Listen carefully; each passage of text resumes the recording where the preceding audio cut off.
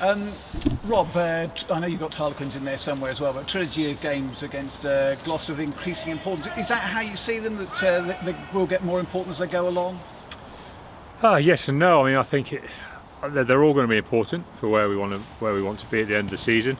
But obviously, the two European games are absolutely vital if we want to have a realistic chance of controlling our own destiny going forward in Europe. So this kind of, you say, is kind of game one. It's going to be very interesting for both sides with the other games coming up so quickly behind it. And it's one of those things, it just so rarely happens. I mean, it's extremely rare to have another English team in your Heineken Cup pool, and then it's even rarer, I suppose, to have that as the double header before Christmas. So it's going to be a new experience for both sides.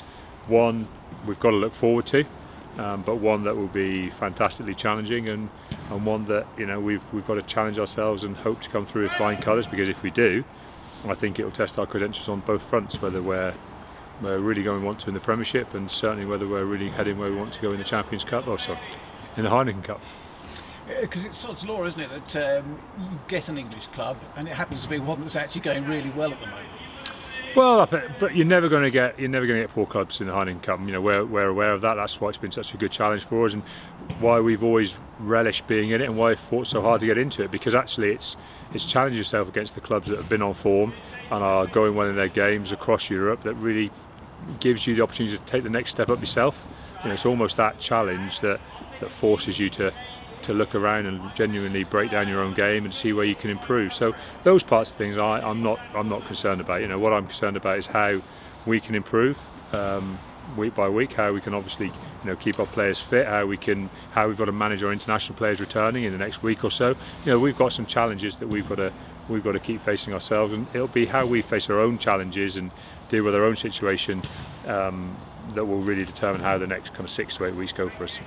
Do you expect to learn that much from Gloucester going forward from this match? You always learn from much, probably hands-on experience for the players. We haven't played Gloucester yet in the first team competitions, although we played them obviously in the A-League on just recently on Saturday. So it's going to be something the players will experience and they'll learn from. But having said that, we play each other pretty regularly. I think the players are relatively well known to each other. I think most people are pretty aware of how we like to play. Most people are pretty aware how Gloucester want to play, and they're playing some really good stuff. And last week showed how influential Danny Cipriani is being for them at the moment.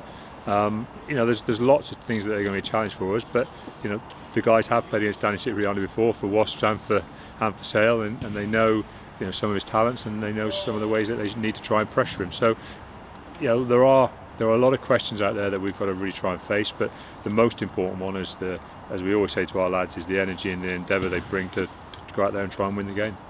I mean, last week we were talking about Charles Piutau. Is it really Danny Cipriani that's the biggest worry for you from a Gloucester point of view?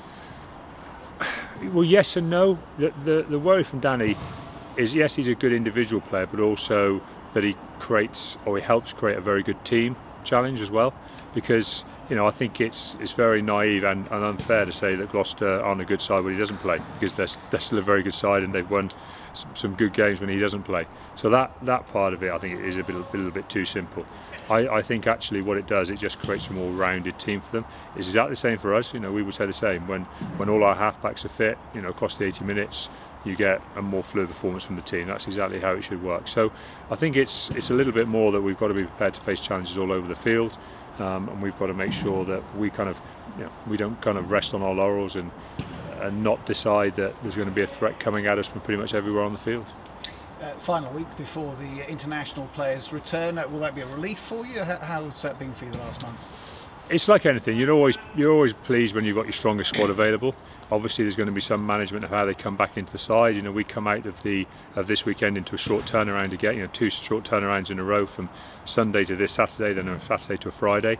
How much we'll be able to reintegrate those players next week will be a part of the balance around who comes back into the reckoning, and obviously also, of course, if we pick up any injuries, will also impact on some of those things. So it's a lot of it with all those players. It's going to be an individual management issue, and we'll just manage them in 2 ways: for what's good for the team, but also obviously what's good for the individual.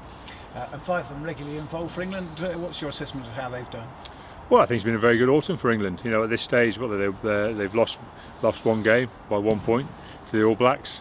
You know, I think this weekend would be important for them to win. I think if they win this game, they've come out of the autumn series feeling like they're in credit. I think, no doubt. And obviously, it's been fantastic that, you know, if they come through the autumn series and we've had 5 extra chiefs, you know, the biggest involvement from any club within the squads. I think it's just a fantastic marker of how well our players are playing and actually how adaptable they are to the international scene. Sure. Finally, team news, Rob, injury news, how are you looking? Pretty good. We didn't pick up anything significant last week, which was nice and kind of relatively unusual. And so really we're picking from that, picking pretty much from that full group. Plus, obviously, we had guys up and running in the A-League game on Saturday, who some of those guys may also feature. So we're a little stronger than we probably were at this stage last week. So hopefully, you know, with guys coming back from internationals, we're just going to start to see a relatively full strength squad heading towards the European Cup.